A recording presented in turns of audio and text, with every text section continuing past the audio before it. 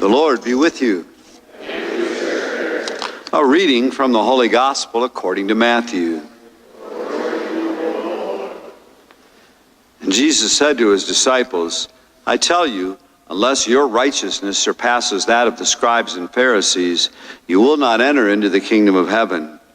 You have heard that it was said to your ancestors, you shall not kill, and whoever kills will be liable to judgment. But I say to you, whoever is angry with his brother will be liable to judgment. And whoever says to his brother, Racha, will be answerable to the Sanhedrin. And whoever says, you fool, will be liable to fiery Gehenna. Therefore, if you bring your gift to the altar, and there reveal that your brother has anything against you, leave your gift there at the altar, go first and be reconciled with your brother, and then come and offer your gift. Settle with your opponent quickly while on the way to court with him. Otherwise, your opponent will hand you over to the judge will hand you over to the guard, and you will be thrown away into prison. Amen, I say to you, you will not be released until you have paid the last penny. My sisters and brothers, the gospel of the Lord.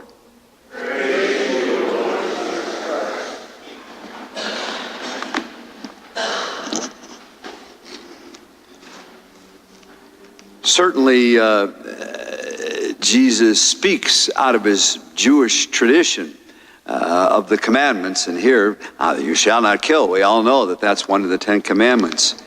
But what he continually gets at throughout his preaching is that it's not only that we need to avoid some external kind of act that's sinful, such as killing or stealing or committing adultery, but rather because sin first of all starts in the heart. That what he was calling for people to is not only a conversion of action, but a conversion of the heart, the core spirit within, because that's where sin begins and over needs to be stressed. So that even today, we do need to look at the commandments, and we do need to call one another and those who come after us to live them. At the same time to say, now we all have to look within. Our faith isn't only a matter of right behavior. It is. But that right behavior has to be founded in right thinking, right attitudes, right disposition. And obviously our conversion always needs to start in here.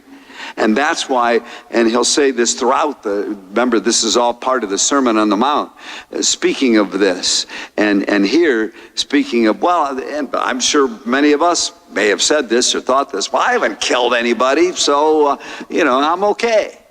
Well, he brings out that point of anger. And here again, it's not anger like, you get miffed for a moment at somebody. It's that kind of seething, resentful anger that just festers, that you hold on to, that makes you feel that you can do something mean to somebody because after all, they started it. And no. We need to look within and see what's going on, because that's where it starts. And if we look within our lives and within our souls, hopefully we can get to the point where we don't move to that kind of anger and self-righteousness and self-justification. Another thing that he brings out here that, we all have heard often, and we need to hear it, that we need to forgive others. There again, overcome our anger. But here he also makes the point, if you know your brother has something against you, you need to make amends. And if at all possible, go to your brother.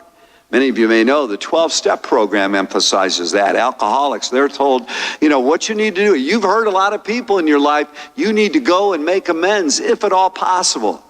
For us too, another part of this is, are there people that maybe we've hurt and we still haven't apologized, or we've still justified our action? Are there circumstances where we need to, again, go within our heart, let the Spirit of God within that help us to see, hey, you can say, oh, that person started, or look what that person did to me. But there might be a point, hey, I can't judge or I can't control what they do to me. But with the Lord's help, I can make a decision on my part to make amends. Whether they make amends or not, that's not the issue. The issue is whether we're called to make amends, and that's what the Lord tells us. And we're called to overcome any anger in our hearts. And that's, again, what the Lord is asking of us, inspiring us, and challenging us to do. So take a brief moment right now, looking within the heart and saying, is there anything that's festering in my being angry? Or is there anything that's saying to me, go to that person and you make amends to make the relationship better, at least doing what you can on your part? Take that moment. God bless you.